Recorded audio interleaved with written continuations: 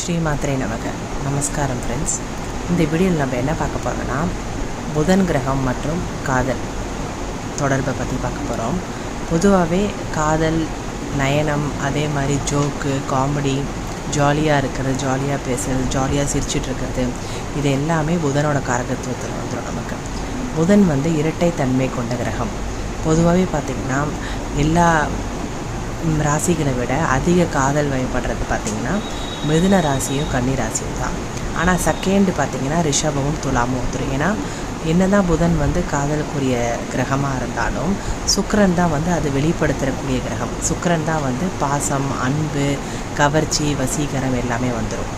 எதனால் புதனுக்கு காதல் தொடர்பு வருதுன்னு பார்த்திங்கன்னா, காலபுருஷ தத்துவப்படி 3ஆம் பாவம் தான் புதனோட வீடு, ப்ளஸ் 6ஆம் பாவம் புதனோட வீடு. ஸோ புதன் நம்ம ஜாதகத்தில் நல்லா இருந்தால் மட்டும்தான் காதலில் வெற்றி கிடைக்கும், இல்லைனா காதலில் தோல்வி தான் அடைய முடியும். ஸோ புதனுக்கு எந்தவித பாதிப்பும் நம்ம ஜாதகத்தில் இருக்கக்கூடாது. புதன் ராகு, புதன் கேது, இல்லை புதன் சனி அப்படின்ற காம்பினேஷன் நம்ம ஜாதகத்தில் இல்லாமல் இருந்தால் மட்டும்தான் உங்கள் லவ் லைஃப் சக்ஸஸ் ஆகும். அப்படி இல்லைன்னா ப்ராப்ளம் வந்துடும். ஸோ இப்போ ஃபார் எக்ஸாம்பிள் அதே மாதிரி மிதுன பாவமும் கன்னி பாவமும் எப்பயுமே பாதிப்படையக்கூடாது. ஏன்னு பார்த்திங்கன்னா புதன் என்ன தான் 3ஆம் அதிபதி, காதல் ப்ளஸ் ஆசைகளோட அதிபதியாக இருந்தாலும் 6ஆம் பாவத்துக்கும் அவர் அதிபதியாக வர்றதுனால காதலில் தோல்வி அடைஞ்சால் பிரச்சனைகள் உண்டாகும். பிரச்சனை எப்படி உண்டாகும்? ஆர்கியூமெண்ட்டு, ஃபைட்டு, சண்டை போட்டுட்டு பிரியறது, இதெல்லாமே 6ஆம் பாவம் கன்னி பாவத்தில் வந்துடும். ஸோ முடிஞ்ச வரையும் புதன் கிரகம் நல்லா இருந்தால் மட்டும்தான் நீங்கள் லவ் பண்ணணும். அப்படி இல்லைன்னா முடிஞ்ச வரையும் அவாய்ட் பண்ணிடுங்க.